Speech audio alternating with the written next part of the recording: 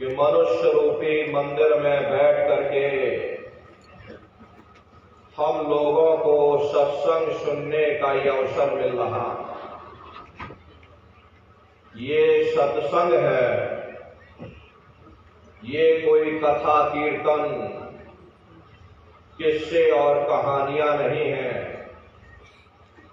ये महात्माओं की अजर अमर वाणियां हैं। जब आप ध्यान से सुनोगे तो आपको अपने जीवन के उद्देश्यों के बारे में पता चलेगा कि आखिर मानव जीवन का क्या उद्देश्य है, हमको मनुष्य शरीर क्यों मिला था, मरने के बाद हम कहाँ जाएंगे, कैसे हमारी जीवात्मा का कल्याण होगा। इन सभी प्रश्नों की जानकारी आपको सत्संग के माध्यम से प्राप्त होगी। इसलिए एक एक वचन को बड़े ध्यान के साथ सुनिएगा, समझने की कोशिश करिएगा और अपने जीवन में अमल लाइएगा, क्योंकि ये सत्संग है। संतों और महात्माओं के सत्संग में कभी किसी जात और बिरादरी, किसी कौम या मजहब या किसी भी व्यक्ति विशेष की कभी कोई निंदा चुगली आलोचना या किसी की बुराई नहीं की जाती। हरे नर नारियों, जब हम लोग इस संसार में पैदा हुए तो ना कोई जात और बिरादरी लेकर के आया, ना कोई कौम या मजहब लेकर के आया, न कोई अपना नाम लेकर के आया। सिर्फ नंगे रोते हुए हम लोग इस संसार में पैदा हो गए। बाद में जो औजार उस परम पिता परमात्मा ने बख्शे, मन बुद्धि और चित्त, उससे जब हमारे अंदर चेतना आ गई तब हमारा नाम पड़ गया, कर्म के अनुसार हमारी जाति बन गई। धीरे धीरे हमारा फैलाव दुनिया में होता चला गया। हमने बाल बच्चे बना लिए, हमने रिश्ते नातेदार बना लिए, हमने कुटुंब परिवार वाले बना लिए, हमने जमीन और जायदाद हासिल कर ली और इसको अपना समझ करके हम आप यहीं पर बैठ गए। फिर जब जाने का वक्त आया तो फिर आपको यहां से खाली हाथ भेज दिया गया। ना आपके साथ आपका नाम गया, ना आपके साथ जात और बिरादरी गई, ना आपके साथ ये जमीन और जायदाद गई। हर जिस छाया को प्राप्त करने के लिए आपने अपना पूरा जीवन गुजार दिया, तो ना माया हाथ में आई और ना छाया हाथ में आई। खाली हाथ आए थे और खाली ही हाथ आपको यहां से वापस भेज दिया गया। कहने का मतलब यह है कि उस परम पिता परमात्मा ने अति दया और कृपा करके आपको ये मनुष्य शरीर दे दिया और आपको स्वतंत्र कर दिया गया कि भाई मैंने तुमको ये मनुष्य शरीर दिया है तुम्हारी जीवात्मा के रहने के लिए। मैं तुम्हारी जीवात्मा को इस मनुष्य शरीर में बंद करता हूं। तुम मेरे मकान के द्वारा उस मालिक की भक्ति करके अपनी जीवात्मा का कल्याण करा लेना। मैंने कुछ समय के लिए तुमको ये किराए का मकान दिया है। जब समय पूरा होगा मैं अपने सिपाहियों को भेजूंगा। उस समय पर तुम मेरे मकान को खाली कर देना। उस समय न जमीन जायदाद काम आएगी, न रुपया पैसा काम आएगा, न जात बिरादरी काम आएगी। मन को, बुद्धि को, चित्त को और जीवात्मा को निकाल करके इस शरीर से बाहर कर दिया जाएगा। ये शरीर आपका यहीं जमीन पर गिर पड़ेगा, क्योंकि जीवात्मा के निकल जाने के बाद में ये शरीर सिर्फ एक माटी का पुतला है, उससे ज्यादा कुछ भी नहीं। आप इस मिट्टी के पुतले को ले जाकर शमशान भूमि पर जला करके राख कर दोगे। अरे आपकी कौम, आपका मजहब, आपकी जात और बिरादरी उसी शमशान भूमि पर जल करके राख हो जाएगी।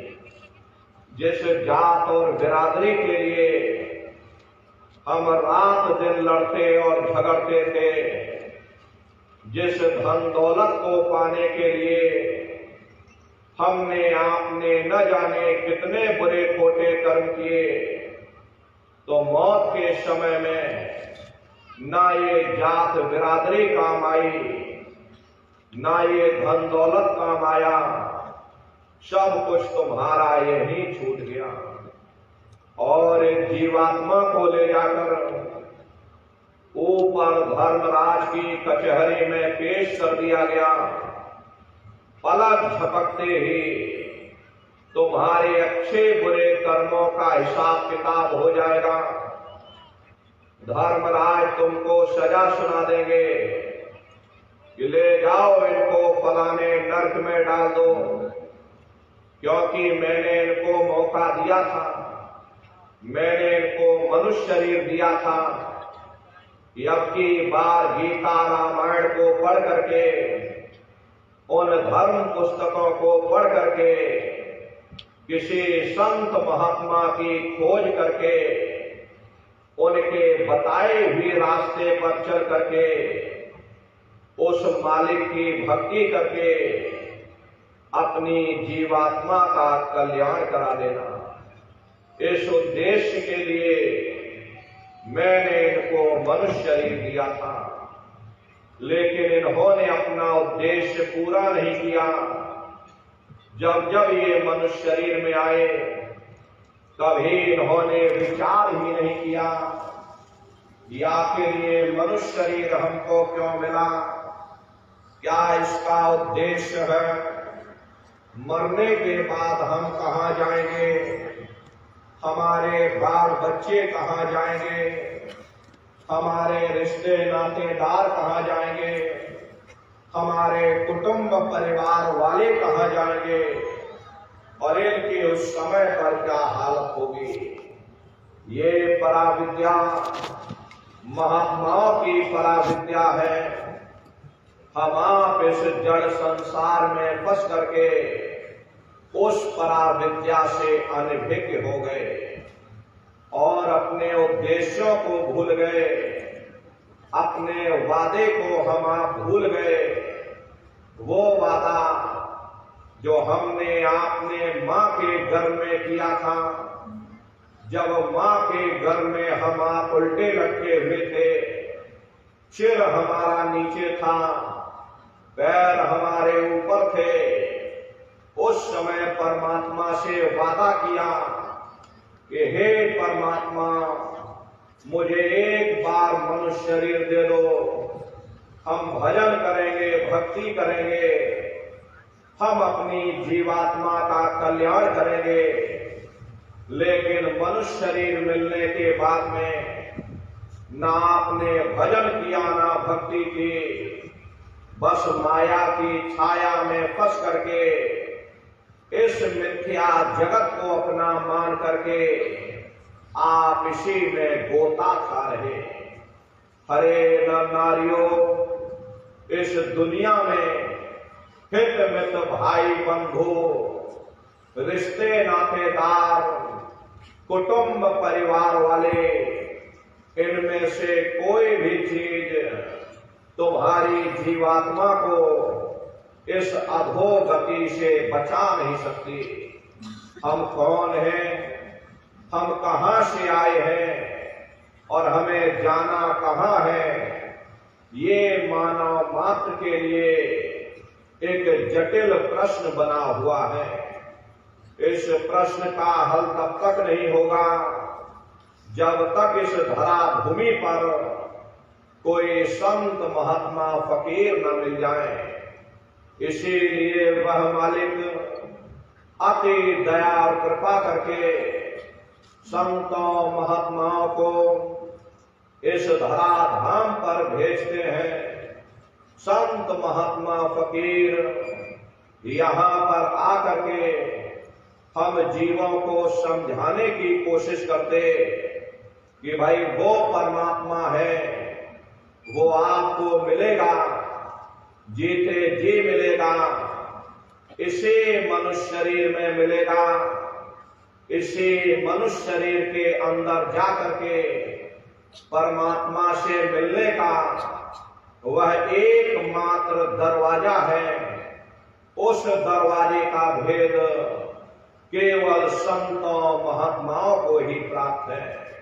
ये दुनिया के लोग, दुनिया की आवाम जनमानस भौतिकता के ज्ञान को पढ़ करके अहंकार में डूबे रहते हैं कि हमसे बड़ा कोई ज्ञानी नहीं। लेकिन उन बेचारों को नहीं मालूम कि जहां दुनिया का ज्ञान समाप्त होता है, उसी के सिर की चोटी से ये आध्यात्मवाद, आत्मा और परमात्मा का ये गूढ़ ज्ञान, रहस्य विज्ञान प्रारंभ होता। उस विज्ञान को पाने के लिए सबसे पहले यह जरूरी है कि पहले आप मानवतावादी बनो, मानव धर्म और मानव कर्म को अपनाओ। अरे मानव धर्म क्या है कि इंसान इंसान के काम आवे, एक दूसरे की निस्वार्थ भाव से सेवा करे, सत्य दया हिंसा परोपकार आदि गुणों को अपने जीवन में उतार करके और किसी संत महात्मा की खोज करके उनके बताए हुए रास्ते पर चल करके मालिक की भक्ति करके अपनी जीवात्मा का कल्याण करा ले, यही इंसान का सबसे बड़ा मानव धर्म है। लेकिन आज इस कलिकाल में ये दुनिया की आवाम जनमानस इंद्रियों के भोग और वासनाओं में, विषय और विकारों में, शराबों और कबाबों में, मांस और मदिरा में सुख ढूंढने की कोशिश कर रही। ये चरित्र पतन जैसे कार्यों को अपना करके ये आवाम जनमानस कैसे सुखी हो सकती? पहले अपने चरित्र जैसे धन को इकट्ठा करो, क्योंकि चरित्र ही सब कुछ है। चरित्र ही मानव धर्म की पूंजी है। जो इंसान अपने इखलाक ईमान को बरकरार रखता, वही इंसान चरित्रवान है। ये दुनिया भर के रगड़े झगड़े, पिता पुत्र में लड़ाई, आदमी औरत में लड़ाई, घर परिवार में लड़ाई, समाज में लड़ाई, जातियों में लड़ाई, मुल्क में लड़ाई। हरे नर नारियों, ये इंसानों का काम नहीं, ये हैवानों का काम है। इसलिए पहले आप इंसान बनो, चरित्रवान बनो, महात्माओं के समीप आओ। वे जो दया का प्रसाद दें, उसे खुशी खुशी लेकर के अपने निज घर को जाओ, जहां न फिर जन्मना है और ना ही फिर मरना। इसीलिए हमारे गुरु महाराज परम संत बाबा जय गुरुदेव जी महाराज ने आवाम जनमानस के बीच में ये आवाज लगाई है, इंसानों तुम अपने दीन ईमान पर वापस आ जाओ और एक जिस्मानी मंदिर में बैठ करके भगवान का सच्चा भजन करो, जिससे तुम्हारी जीवात्मा नरकों में जाने से बच जाए।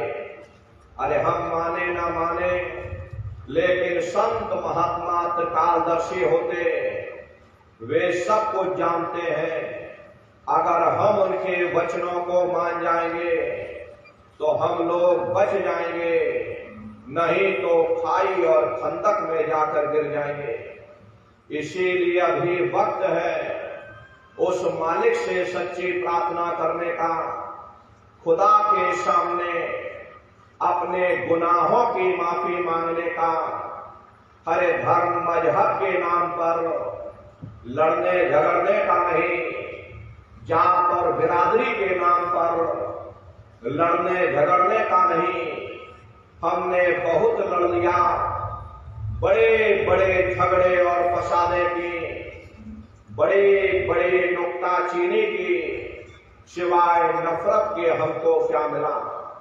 नफरत की ऐसी ज्वाला जली जिसमें घर जल गया, परिवार जल गया, समाज जल गई, जातियां जल गई, अब सारा देश जल उठा। इसीलिए सारी मानवता बहुत थक गई। हर कोई ऐसी छांव चाहता है जहां उसे ठंडक मिले, शांति और सुकून मिले। ये सब वही मिल सकते हैं जहां शांति के संदेश होते, सुकून के संदेश होते, मानव धर्म और मानव कर्म के संदेश होते। और ये संदेश केवल संत महात्मा फकीर देते हैं, जो समदर्शी होते, जो समस्त जीवों के अंदर उस प्रभु के अंश को देखते। ऐसे समदर्शी उन महात्माओं की खोज करो। ये मत देखना कि महात्मा किस जाति के हैं, महात्मा किस बिरादरी के हैं। हरे जातियां कर्म के अनुसार बनाई गई, जन्म के अनुसार नहीं। मनुष्य की एक ही जाति है, वो है मानव जाति। और इसी मानव जामे में बैठ करके हमें उस मालिक की भक्ति करनी है। हरे नर नारियों, सुपच जात के भंगी थे, रैदास जी जात के हरजन थे, मीराबाई जात की छत्राणी थी। अगर वे सब उस मालिक को प्राप्त कर सकते तो आप भी उस मालिक को प्राप्त कर सकते हो। लेकिन बगैर महात्माओं के, बगैर मुर्शिद के कोई भी जीव इस संसार समुद्र से ना कोई पार हुआ और ना ही कोई हो सकता। ये समुद्र ऐसा है जिसके ना इस किनारे का पता, ना उस किनारे का पता, कोई नहीं जान सकता। ये दुनिया कब बनी, कितनी बार प्रलय और महाप्रलय हो गए, लेकिन इतना जरूर मालूम है, जिस दिन से दुनिया बनी हम लोग यहीं पर भटका खा रहे। अगर इधर से हवा चली तो नैया हमारी उधर चली गई, और अगर उधर से हवा चल गई तो हमारी नैया डगमगाते हुए इधर चली गई।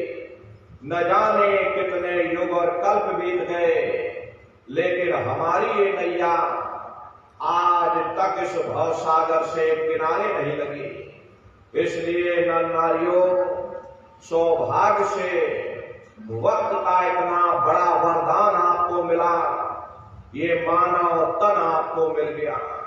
न जाने किस महात्मा की दया हो गई, न जाने कौन से जन्म जन्मांतरों के शुभ पुण्य कर्मोदय हो गए, जो आपको ये मनुष्य शरीर मिल गया।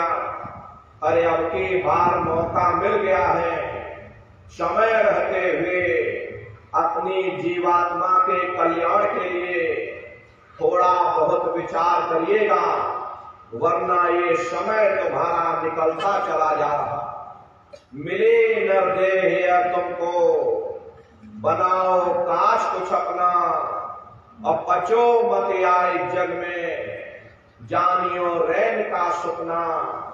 हरे नर नारियों, जैसे रात में हम लोग स्वप्न देखते हैं, हालांकि उस समय पर हमें स्वप्न सच मालूम पड़ता, असली प्रतीत मालूम होता है।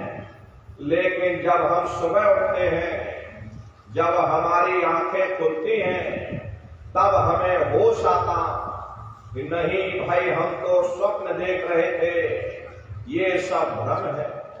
ठीक उसी प्रकार से ये दुनिया भी 10, 20, 100 साल का स्वप्न है।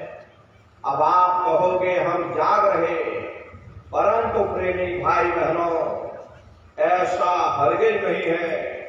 जिस दिन मौत का वक्त आएगा, अरे आप रोगे, हाय हाय करके चिल्लाओगे कि हाय, हमने सारी जिंदगी यूं ही स्वप्न में गुजार दी, जागने का समय तो अभी आया था, जो कुछ करना था अभी करना था। लेकिन प्रेमी भाई बहनों, अब पछताए होत क्या, जब चिड़िया चुग गई खेत। महात्मा प्रेम से जीवों को समझाते कि भाई देह और गृह सब झूठा, भरम में काहे को खपना। ये घर बार हमारा अपना नहीं, हरे पराया देश है। ये सराय खाना है, ये मुसाफिर खाना है। ये शरीर भी तुम्हारा अपना नहीं, ये भी तार का पिंजरा है, किराए का मकान है, पराया मकान है। हर किसी को 40-50 साल के लिए मिला, किसी को 80-90-100 साल के लिए मिल गया। जितने जितने श्वास उस मालिक ने बख्शे हैं, उसे भुगतने के बाद में हमें शरीर को यही छोड़ जाना। श्वास दुधारा नित ही जारी, एक दिन खाली चांद। हरे प्रेमी भाई बहनों, एक तालाब पानी से चाहे कितना भी क्यों ना भरा हो, आप एक छोटी सी नाली काटकर खोद दीजिए, तालाब में छोटा सा छेद कर दीजिए, तो सारा पानी ही तालाब से बाहर निकल जाएगा। ठीक उसी प्रकार से हमारा ये शरीर भी श्वासों का भंडार है। जब तक श्वासों का भंडार जारी है, हम दुनिया के काम काज में फंसे हुए, दुनिया के कारोबार में उलझे हुए। लेकिन जिस वक्त ये श्वासों का भंडार खाली होगा, हर टेलीफोन खड़क जाएंगे, तार पहुंच जाएंगे, संदेश पहुंच जाएंगे, सब रिश्ते नातेदार, सब कुटुंब परिवार वाले, सब अड़ोस पड़ोस वाले मिनटों सेकंडों में इकट्ठा हो जाएंगे। मामूली कष्ट नहीं होता। मौत के समय में घनघोर पीड़ा होती है।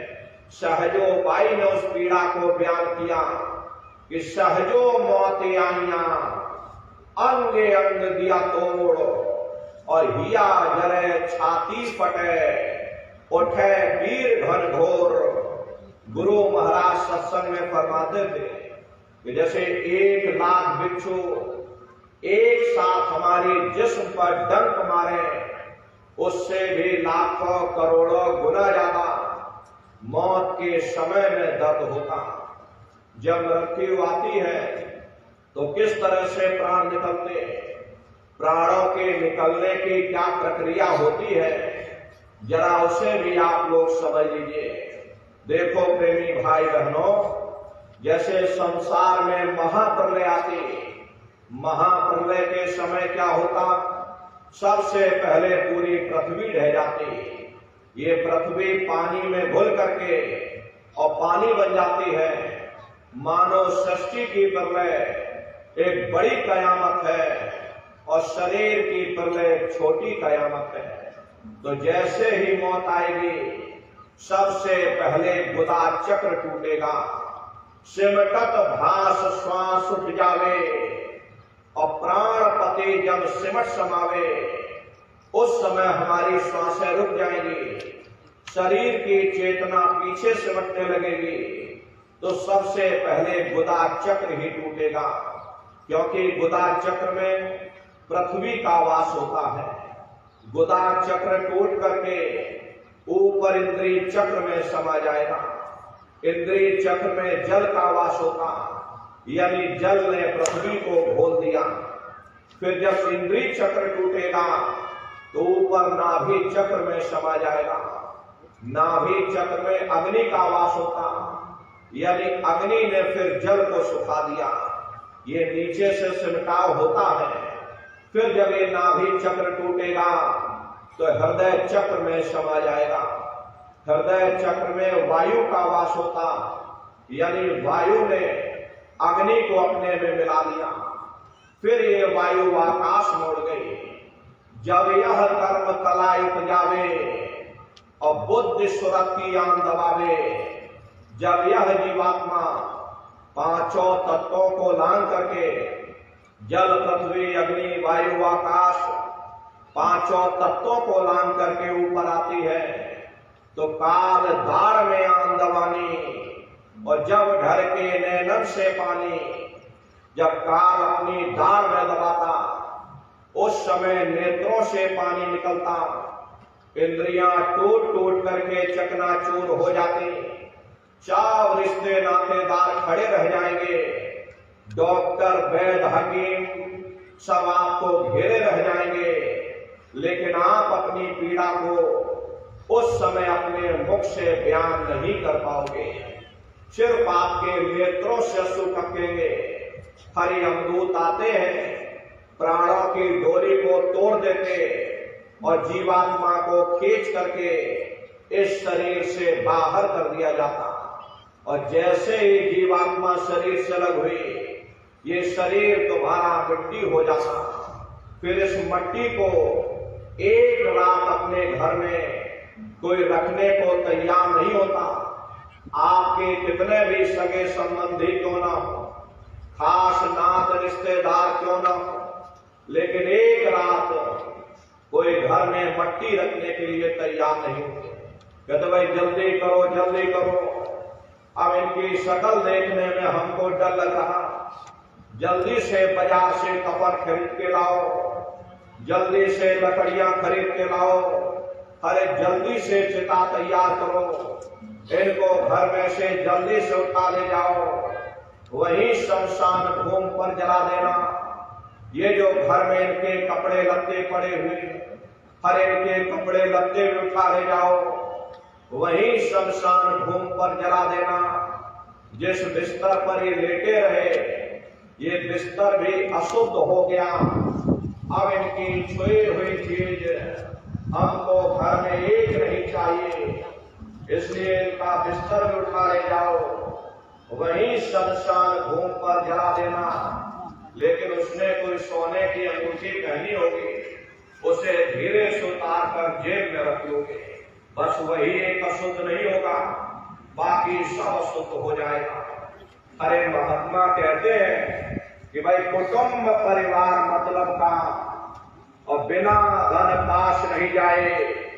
ये रिश्ते नातेदार, ये कुटुंब, ये कहाँ पर रहते हैं, ये क्या काम करते हैं, और इनके माँ बाप कौन है, तो जरा संक्षिप्त में आप लोग समझ लीजिए कि किन किन मंडलों को पार करते हुए जीवात्मा अपने 5वें मंडल पर यानी कि सचखंड में पहुंचेगी।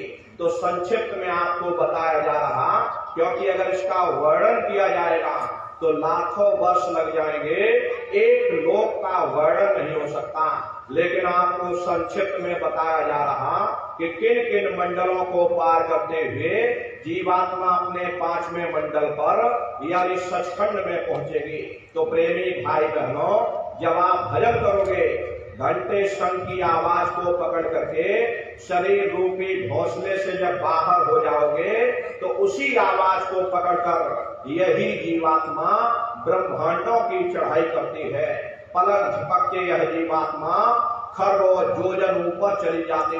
ये सूरज चांद सितारों को पार करने के बाद सबसे पहले जो आपको लोक मिलेगा उसे महात्माओं ने शिवलोक कहा।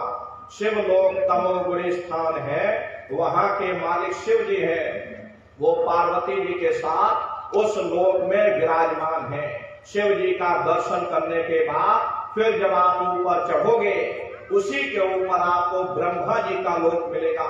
ब्रह्मा जी का लोक वो रजोगुणी स्थान है, वहां के मालिक ब्रह्मा जी हैं। वो गायत्री, सावित्री और सरस्वती के साथ उस लोक में विराजमान है। और ब्रह्मा जी का दर्शन करने के बाद फिर घंटे शंख की आवाज को पकड़ करके फिर जब आप ऊपर चढ़ोगे, उसी के ऊपर आपको विष्णु लोक मिलेगा। विष्णु लोक वो सतोगुणी स्थान है, वहां के मालिक विष्णु जी हैं। उनका बड़ा मनमोहक स्वरूप है। उनके 4 भुजाएं हैं और चारों भुजाओं में शंख, गदा, पद्म और चक्र सुशोभित है। और आप क्षीर सागर में लक्ष्मी जी के साथ विराजमान हैं। ये तीनों देवता ब्रह्मा, विष्णु, महादेव अपने अपने लोक में बैठ करके राज कर रहे। एक रचयिता है जो जीवों को रचता है, एक पालनहार है जो जीवों को पालता है, और एक संहार करता जो जीवों को नष्ट कर देता। हर एक का काम है घड़े को बनाना, एक का काम है घड़े की सुरक्षा करना, एक का काम है घड़े को फोड़ देना। इनकी जो माता है वो आद्या महाशक्ति है। ब्रह्मा, विष्णु, महादेव लोक के ऊपर वो आद्या महाशक्ति का लोक आता। उसी लोक को पार करने के बाद सबसे पहला देश पड़ता है, या यूं कह लीजिए कि पहली राजधानी पड़ती है, जिसे महात्माओं ने सहस दल कवल कहा। वो राजधानी है। ये ब्रह्मा, विष्णु, महादेव के जो लोक हैं, उस राजधानी के अंतर्गत आने वाले जिले हैं। जैसे आपके राजस्थान की राजधानी जयपुर है, ये आपका छोटा सा जिला। इसी तरह प्रेमी भाई बहनों, वो सहस दल कवल राजधानी है। राजधानी का जो मालिक है वो निरंजन भगवान है। ये ब्रह्मा, विष्णु, महादेव ये निरंजन भगवान के ही पुत्र हैं। और ये आद्या महाशक्ति ये निरंजन भगवान की अर्धांगिनी है। और निरंजन भगवान स्वयं तीनों लोकों के मालिक हैं। उन्हीं को त्रिलोकीनाथ कहा जाता। हिंदू उन्हीं को परमात्मा कहते, मुसलमान उन्हीं को खुदा कहते, ईसाई उन्हीं को गॉड कहते। घंटे और शंख की आवाज जो हर इंसान के अंदर गूंज रही है, वो आवाज उन्हीं के मुखारबिंद से हो रही। निरंजन भगवान का जो स्वरूप है वो ज्योतिष स्वरूप है।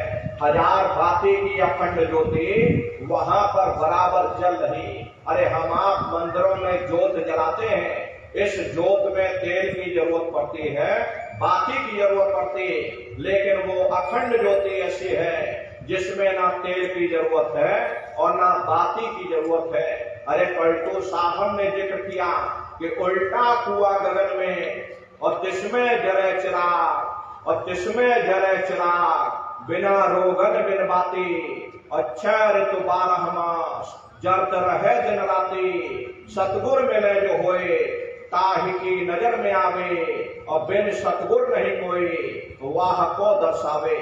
वो अखंड ज्योति ऐसी है जिससे पूरा ब्रह्मांड प्रकाशवान हो रहा। जितनी भी अवतारी शक्तियां आई, राम आए, राम को वहीं से नीचे उतारा गया। इसीलिए उस देश को अयोध्या नगरी भी कहा जाता। और जितने देवी देवता ब्रह्मा, विष्णु, महादेव आपकी उत्पत्ति वहीं से हुई। वहां के धनी का दर्शन करने के बाद फिर तुम्हारी ये जीवात्मा दूसरे मंडल के शब्द को पकड़ करके दूसरे मंडल की चढ़ाई करेंगे। श्याम तज श्वेत को गहना, सुरत को तान धुन सुनना, और बंक के द्वार धस बैठो, त्रिकुटी जाय कर लेना। उसी के ऊपर दूसरा देश आता है जिसे महात्माओं ने त्रिकुटी देश कहा। वहां के जो मालिक हैं वो ब्रह्म है। वहीं से मन और माया की उत्पत्ति हुई। वहीं से तीन गुण, रजोगुण, तमोगुण, सतोगुण, तीनों गुणों की उत्पत्ति वहीं से हुई। ये जो आपके वेद हैं, वेदों की भी उत्पत्ति उसी स्थान से हुई है। अरे महात्मा कहते हैं कि त्रिकुटी महल में विद्या सारा, धन हर गर्जे बजे नगारा, और लाल वरण सूरज उजियारा। वहां पर दो धुने, बादलों की गर्जन और मृदंग की आवाज उस लोक में गूंजती रहती है। जैसे पहले स्थान पर निरंजन भगवान के देश में घंटे और शंख की आवाज गूंजती, ऐसे दूसरे मंडल पर यानी कि ब्रह्म के देश में बादलों की गर्जन और मृदंग वहां पर बजता रहता। ब्रह्म का जो स्वरूप है लाल वर्ण सूरज उजियारा। ये सूरज कुछ नहीं, ऐसे लाखों लाख सूर्य इकट्ठे करोगे तो वहां का एक सूर्य बनेगा। ब्रह्म का जो स्वरूप है वो सुबह के लाल सूर्य के समान है। इसीलिए वहां का पूरा ब्रह्मांड लाल है। जहां तक आपकी निगाह जाएगी ब्रह्म देश में चारों तरफ आपको लाल ही लाल नजर आएगा। अरे महात्मा जब साधना करके वहां पहुंचे तभी महात्माओं ने लिख दिया कि लाली मेरे लाल की, और जित देखो तो लाल, और लाली देखन में गई मैं भी हो गई लाल। वो पूरा ब्रह्मांड ही लाल है। जितने साधक वहां पहुंच जाते उन सभी को योगेश्वर कहा जाता है। जैसे व्यास जी हुए, वशिष्ठ जी हुए, वाल्मीकि जी हुए, इन सब की पहुंच वहीं तक थी। इसीलिए कहा गया कि वाल्मीकि भय ब्रह्म समाना। जब इनकी जीवात्मा वहां पहुंची और जब इन्होंने ब्रह्म का दर्शन किया तो इनका स्वरूप भी ब्रह्म के समान यानी कि ब्रह्म स्वरूप हो गया। जितने साधक वहां पहुंच जाते हैं उन सभी को योगेश्वर कहा जाता। योगेश्वर भगवान श्री कृष्ण उसी देश में वास करते हैं। ये जो ब्रह्म देश है वो श्री कृष्ण भगवान का ही देश है और श्री कृष्ण भगवान वहीं पर रहते हैं। अरे बाहर की जन्माष्टमी नहीं है जो आप लोग मनाते हो। अरे महात्माओं ने कहा था कि सही मायने में तुम जन्माष्टमी कब मनाओगे? जब तुम्हारी ये जीवात्मा 5 तत्व जल, पृथ्वी, अग्नि, वायु, आकाश और 3 गुण रजोगुण, तमोगुण, सतोगुण 5 तत्व 3 गुणों से परे होकर के ब्रह्म देश में पहुंच करके जब कृष्ण भगवान का दर्शन कर लोगे तब सही मायने में जन्म अष्टमी मनाई जाएगी।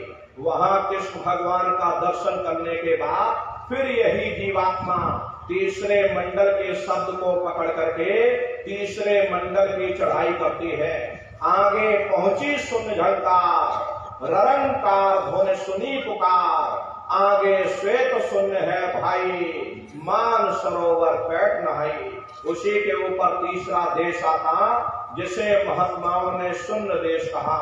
उसी को रारंग देश कहा जाता, उसी को अक्षर और नेति कहा जाता। वहां के जो मालिक हैं वो रारंग पुरुष यानी कि पार ब्रह्म पुरुष है।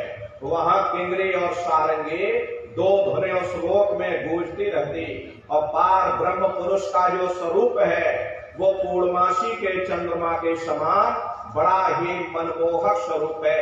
इसी स्थान पर प्रेमी भाई बहनों एक बहुत बड़ा अमृत का सरोवर बना जिसे महात्माओं ने मान सरोवर कहा। जब तुम्हारी ये जीवात्मा उस मान सरोवर में स्नान कर लेगी तो जन्म जन्मांतरों के मेरे पाप कर्म साफ हो जाएंगे।